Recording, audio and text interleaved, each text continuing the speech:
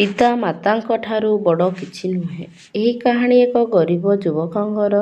ସେହି ଗରିବ ଯୁବକ ଗାଁରୁ ସହରକୁ ରୋଜଗାର କରିବାକୁ ଆସିଥିଲା।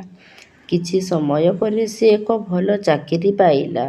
ଏହି ସମୟରେ ସେ ଅନେକ ସାଙ୍ଗ ପାଇଥିଲା। ଏହି ସାଙ୍ଗମାନଙ୍କ ମଧ୍ୟରୁ ଗୋଟିଏ ସାଙ୍ଗର ଘର ରାସ୍ତାରେ ପଡ଼ୁଥିଲା। ଦୁହେଁ ଏକାଠି ଅଫିସକୁ ଯାଉଥିଲେ। ସମୟ ଗଲା, କାମ ଚାଲିଲା। ବର୍ତ୍ତମାନ ସେ ତାଙ୍କ ଚାକିରିରେ ପଦୋନ୍ନତି ମଧ୍ୟ ପାଇଥିଲେ। ଦରମା ମଧ୍ୟ ଯଥେଷ୍ଟ ବୃଦ୍ଧି ପାଇଥିଲା। ସେ ବହୁତ ଖୁସି ଥିଲା। ଆଜି ତାଙ୍କର ଜନ୍ମଦିନ। ସେ ଆଜି ବହୁତ ଖୁସି ଅଛି। ଅଫିସର ଲୋକମାନେ ତାଙ୍କୁ ଜନ୍ମଦିନରେ ଅଭିନନ୍ଦନ ଜଣାଇଥିଲେ।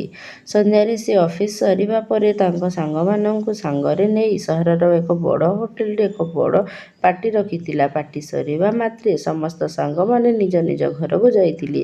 ସେହି ଗରିବ ଯୁବକ ସହରକୁ ଆସିବା ପରେ ଏତେ ମିଶିଗଲା ଯେ ସେ ନିଜ ପିତାମାତା, ଭାଇ ଓ ଭଉଣୀମାନଙ୍କ ବିଷୟରେ ମଧ୍ୟ ଭାବି ନଥିଲା। ଗାଁରେ ପିତାମାତା ମନ୍ଦିରକୁ ଯାଇ ପୁଅ ପାଇଁ ପୂଜା କରିଥିଲେ। ପୁଅର ଦୀର୍ଘ ଜୀବନ ପାଇଁ ଭଗବାନ ନିକଟରେ ପ୍ରାର୍ଥନା କଲେ। ତାଙ୍କ ପରିବାର ସଦସ୍ୟ ସେଠାରେ ବସି ଆଶା କରୁଥିଲେ ଯେ ଯଦି ପୁଅ ସହରରୁ ଆସିବ ତେବେ ସମସ୍ତ ସମସ୍ୟାର ସମାଧାନ ହୋଇଯିବ। କିନ୍ତୁ ଗରିବ ପିଲାଟି ସବୁକିଛି ଭୁଲି ଯାଇଥିଲା। ସାଙ୍ଗମାନଙ୍କ ସହିତ ପାର୍ଟି, ଫୋନରେ କଥାବାର୍ତ୍ତା କରିବା ସମୟ ଥିଲା, କିନ୍ତୁ ସେ ନିଜ ପରିବାର ପ୍ରତି କେବେ ଧ୍ୟାନ ଦେଇ ନଥିଲା। ସେ ଟଙ୍କା ସହିତ ଏକ ଘର କିଣିଥିଲା, ଏକ କାର କିଣିଥିଲା। ଗରିବ ପିଲାରୁ ସେ ଧନୀ ହୋଇଯାଇଥିଲା। ଏହି ସମୟରେ ସେ ଗରିବ ପିତାମାତାଙ୍କୁ ଟିକେ ମଧ୍ୟ ମନେ ପକାଇ ନଥିଲା। ଏମିତି ଦିନ ପରେ ଦିନ ଚାଲିଲା। ଦିନେ ସେ ହଠାତ୍ ଅସୁସ୍ଥ ହୋଇ ଡାକ୍ତରଖାନାରେ ଭର୍ତ୍ତି ହୋଇଥିଲା। ରାତିରେ ଔଷଧ ଖାଇବା ପରେ ଡାକ୍ତର ତାଙ୍କୁ ବିଶ୍ରାମ ନେବାକୁ କହିଥିଲେ। ଯେତେବେଳେ ସେ ଶୋଇଲା, ସେ ଗଭୀର ନିଦ୍ରାରେ କାନ୍ଦିବାକୁ ଲାଗିଲା। ମା, ବାବା, ମା, ବାବା, ମା, ବାବା। ଏହା ସାରା ରାତି ଚାଲିଥିଲା। ଡାକ୍ତର ଔଷଧ ଦେଇଥିଲେ, କିନ୍ତୁ ଏହାର କୌଣସି ପ୍ରଭାବ ପଡ଼ିନଥିଲା। ଶେଷରେ ସକାଳେ ଡାକ୍ତର ତାଙ୍କ ଘରକୁ ଏକ ଚିଠି ପଠାଇଲେ ଯେ ତାଙ୍କ ପୁଅ ଅସୁସ୍ଥ ଅଛନ୍ତି ଏବଂ ତାଙ୍କୁ ଏଠାରେ ଡାକ୍ତରଖାନାରେ ଭର୍ତ୍ତି କରାଯାଇଛି। ପିତାମାତା ଜାଣିବା ମାତ୍ରେ ସେମାନେ ଦୌଡ଼ି ଆସିଲେ।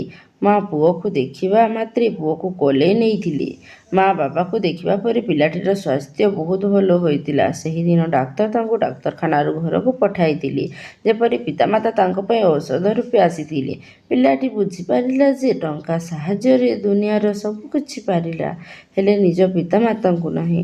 ଭଲ ଜୀବନଯାପନ କରିବା ପାଇଁ ଟଙ୍କା ଆବଶ୍ୟକ ହୋଇଥାଏ ଏବଂ ଭଲ ମା, ବାପା କିମ୍ବା ଅନ୍ୟ କୌଣସି ସମ୍ପର୍କକୁ ଦେଖିବା ବି ଗୁରୁତ୍ୱପୂର୍ଣ୍ଣ ହୋଇଥାଏ। ଆମକୁ ଦୁନିଆରେ ଟଙ୍କା ସହିତ ସମ୍ପର୍କକୁ ଦେଖିବାକୁ ପଡ଼ିଥାଏ। ରୋଜଗାର ପଛରେ ସମ୍ପର୍କ ହରାଇବା ଆମ ପାଇଁ ମୂର୍ଖ ପରି ଶିକ୍ଷା ଦେଇଥାଏ।